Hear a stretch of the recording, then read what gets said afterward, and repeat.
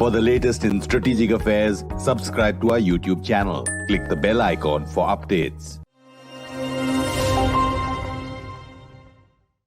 This is StratNews Global. I'm Amitabh. Revi on the talking point today. Australia's High Commissioner, Barry O'Farrell.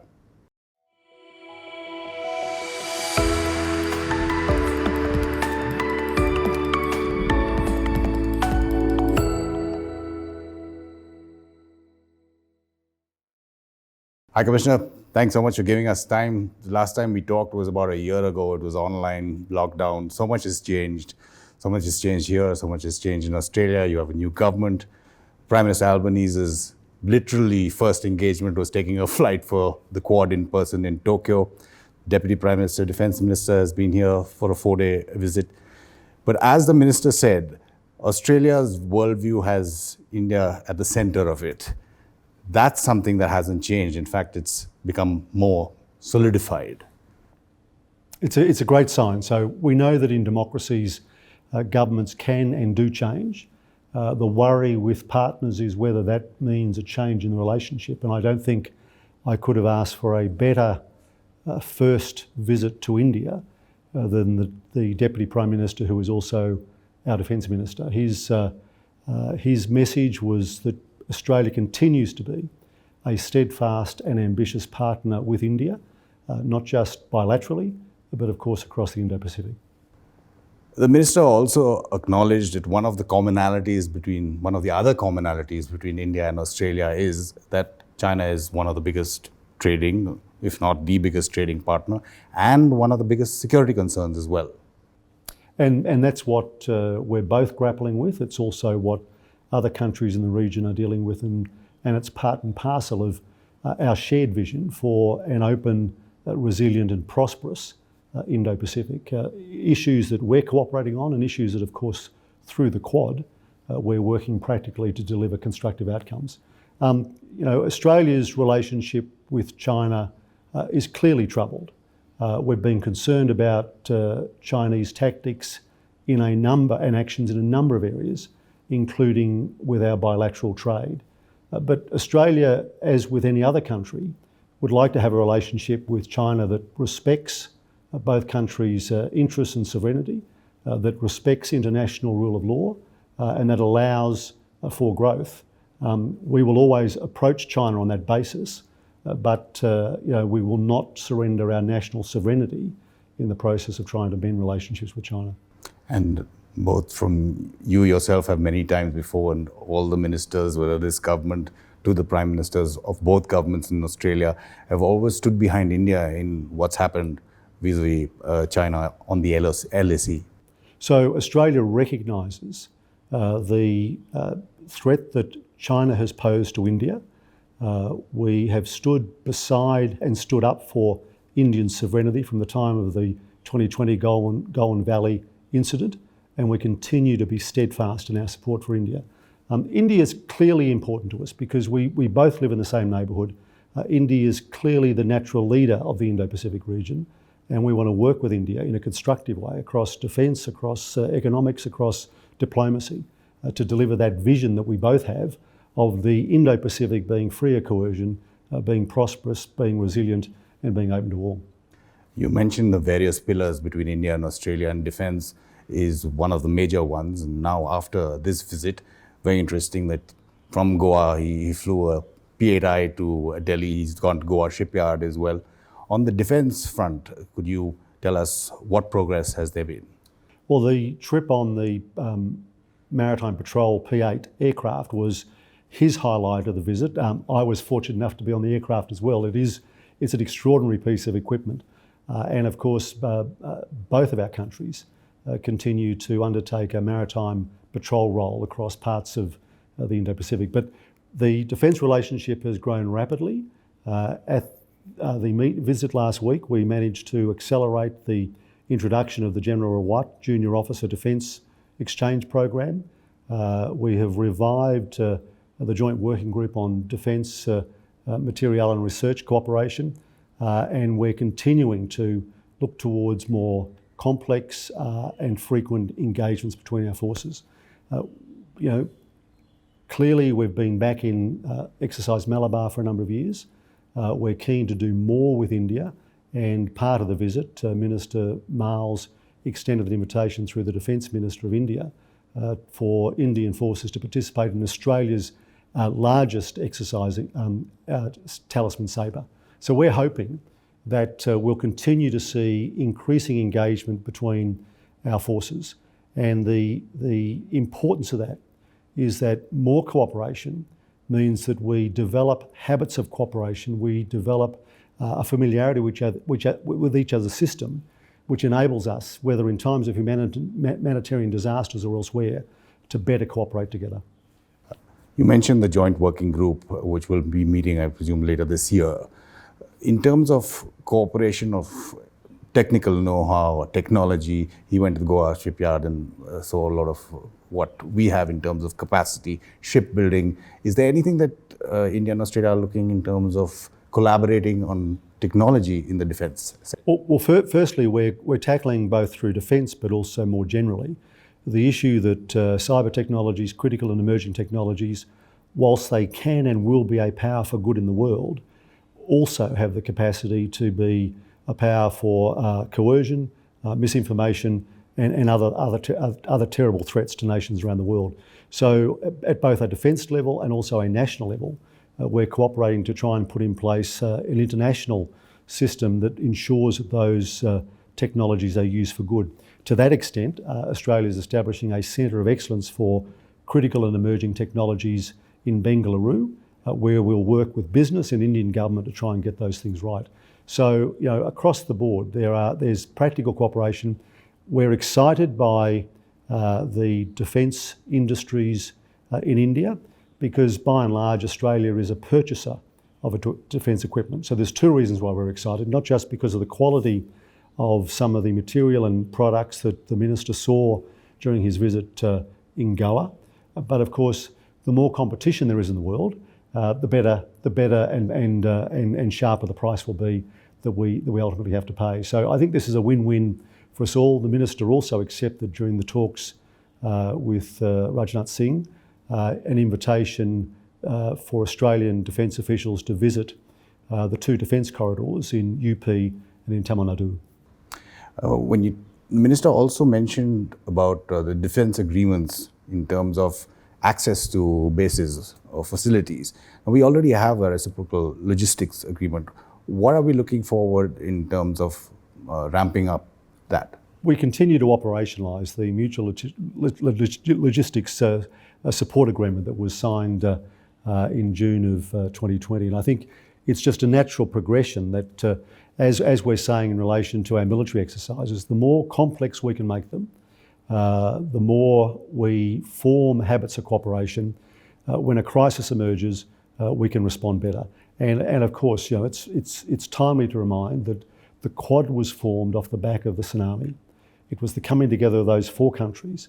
And since then, we've gone a long way, not just with those four countries, but of course, through ASEAN, with any country in the Indo-Pacific that wants to cooperate in trying to provide that free, open and prosperous. And we do that by continuing to engage our civil services, our politicians, and also our services generally. But what are we looking at in terms of more access in terms of military facilities? I mean, say, for example, the Americans had a P-8 landing in the Andaman and Nicobar Islands, but we already have that kind of agreement in terms of... And I was going to say, that's the P-8 patrol, maritime patrols, which deal with security challenges in the Indo-Pacific is a great example. So we've had an Indian aircraft operate out of Darwin, where I grew up, and we've had a RAF aircraft operate out of Goa. That's the sort of practical cooperation we want to have at a defence level. But the fact is that it probably wasn't possible 20 years ago. It is today, and what we're seeing is as the relationship grows stronger, as the trust increases, so too does the collaboration at all levels of government and activity and between our citizens. Commissioner, you mentioned the Quad, and the original reason for the Quad was, of course, the 2004 tsunami, and look where we are now. In terms of Quad and AUKUS, now AUKUS is clearly a security pact between treaty allies.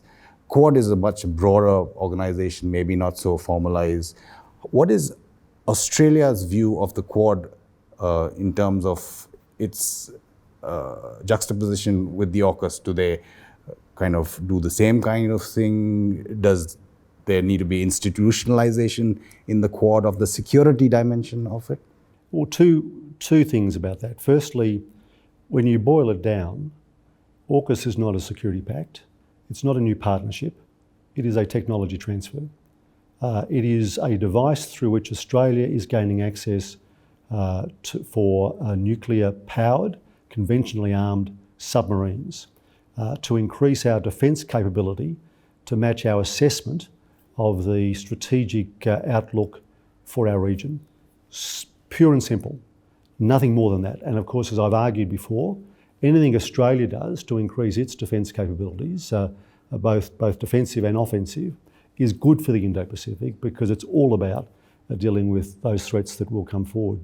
The Quad is that body that comes together to practically look at a range of issues across the Indo-Pacific. And I would argue that its work on resilient supply chains, its work on COVID-19, its work on disaster resistance, its work on climate change, all assist the strategic issue, even though it is not a defensive or military perspective, because it strengthens the resilience of nations across the Indo-Pacific. We know that in addition to climate change, one of the greatest risks to nations across the Indo-Pacific from coercion and from undue influence from other entities is issues around their society, issues around their economies, and the ability in an environment that is not resistant to coercion and influence for other actors to engage. That's what the Quad, through its practical constructive activities, is providing to the region. We've seen the evolution of the Quad from what it wasn't even envisaged or it wasn't allowed to form. Do you see it evolving further in the security or the military dimension? The Quad will not militarise, and it doesn't seek to deny any country its legitimate interests in the region. But the Quad partners are clear. We respect international rule of law. We respect national sovereignty. We oppose coercion or attempts to coerce, and we seek to deliver that free, open and prosperous Indo-Pacific. We're talking about coercion, various levels of it. The Indo-Pacific, just focusing on the Pacific itself, and we've seen the developments there, and starting off from the Solomon Islands, but not necessarily ending there. There's been a new initiative as well, which is, again, US treaty allies. India has a small but effective presence in the Pacific Island countries. And considering the local sentiment in terms of not wanting to get involved in great power rivalry, and we've seen what China is attempting to do there, would that initiative, the Pacific Blue Partnership, be able to expand to maybe include India? As I understand, the intent of the Pacific Blue Partnership, besides its obvious practical intent across the Indo-Pacific, is that other countries will, if they desire, be able to join in the effort. And of course, we have seen India in more recent times assisting in collaboration happily with Australia, the relief efforts in Tonga and Kiribati. We know that India has a strong presence on a number of islands, nations across the Pacific. We know that through India's International Solar Alliance, which is one of its pride because it's a multilateral organisation that Australia is proud to be a partner of, that we are delivering renewable energy, which again assists the economy and the lives of people across the Indo-Pacific. So, like the Quad, the Blue Partnership is not exclusive. Like the Quad, the Blue Partnership will seek to engage other countries in the region who share the perspective, the view and the outcomes that the partnerships are after. I think there is a clause which says, but other people can also join. But how does Australia view the situation in the Pacific Island countries currently? Well, clearly China's signing of an MOU with the Solomon Islands has sent a signal As I understand it, there have been rejection of the suggestion that would see troops stationed in the Pacific, but at worst it's been a wake-up call, and I think both Australia and New Zealand and other countries with interest in the Pacific understand the need, as we've said before, that we can't afford to allow the world to get too distracted by what's happening in Northern Europe and not also be alert to other actors in other regions of the world. We've got to be able to do two things at once. The other big pillar between India and Australia is economics. And how much progress has there been since ECTA was signed, and how much are we moving towards a CICA? I mean, how fast are we moving? So we're about to resume talks in relation to the full Comprehensive Economic Cooperation Agreement. Regrettably, the timing of the signing of the Economic Cooperation Trade Agreement was just before we went into election mode. Indians understand elections. They take people out of action. So we're just reassembling or assembling again after the election. And that includes, from Australia's perspective, the fact that trade agreements have to go through our parliament. So the ECTA will not come into effect until later this year after it has been through our parliament. We don't envisage any issues with that. And it's just part of the democratic apparatus that Australia uses to protect not only our national sovereignty but to give our citizens a voice. And moving towards a complete CICA, how much of, say, investment will be put into the agreement? Well, you know, we're looking at a range of issues, which includes services, which includes mobility, and from our perspective, we're also keen to meet India's desire for greater investment, but do so in a way that provides assurances to particularly first-time Australian investors that India is this opportunity that so many people know it is. I remember when I went to Sydney for the Olympics to report from that. It's what, 2001, if I'm not 2000 Olympic Games? There was talk about uranium even then. It's 2022 now. What is the position vis-a-vis India getting any or wanting to get any uranium? Our officials continue to engage on the subject. It has been raised government to government, but as you know, the history of this is that we went through a period where we wouldn't sell, we would sell, we wouldn't sell. Happily, that issue has been resolved. We will sell. In the meantime, though, our Canadian colleagues have managed to sign long-term contracts for the supply of uranium to this country. We're aware, because of announcements by the Government of India, that there are plans for an expansion of the number of nuclear power plants in India. I'm sure that Australian officials are looking at that carefully, as they'll look for any other opportunity should contracts arise. I mentioned the Sydney Olympics. Cricket is something else that you follow a lot. And I think that's, again, going to be another commonality with the test that wasn't played against England last year, resuming. We have a new captain, Jasprit Bumrah, but I'm sure Australia will be supporting India on the field against the English. Well, I certainly do. But you know, what I'm looking forward to is February, March's 4 tests when Australia comes to India. But you know, it is something that we share in common. The personal rapport that I saw develop between my Deputy Prime Minister, who's also Defence Minister, and the External Affairs Minister and the Defence Minister was in part built on discussions around cricket. So the Deputy Prime Minister was engaging Rajnath Singh on the Lucknow IPL team, and he was exchanging memories with Dr. Jaishankar on their favourite test innings that they'd both witnessed, which in the case of the Defence Minister and Deputy Prime Minister was seeing Bishan Bedi play at the Cardinia ground in Geelong, where he comes from, back in the 70s, when before a test series there were many more regional matches that test teams played. So once again I've discovered an Australian minister who is a cricket fanatic, and happily there's enough in your cabinet to match. Sure. I mean, our Commerce Minister, when he goes to Australia, would go to the MCG. I mean, there's so much of it. You're talking about the test next year, but may the best team win for the T20 World Cup that you're hosting later this year. The great thing, as your Prime Minister has said, we are fierce competitors on the arena, but close friends off. perfect note to end this discussion. Thank you again for your time, High Commissioner. Thanks. Absolute pleasure.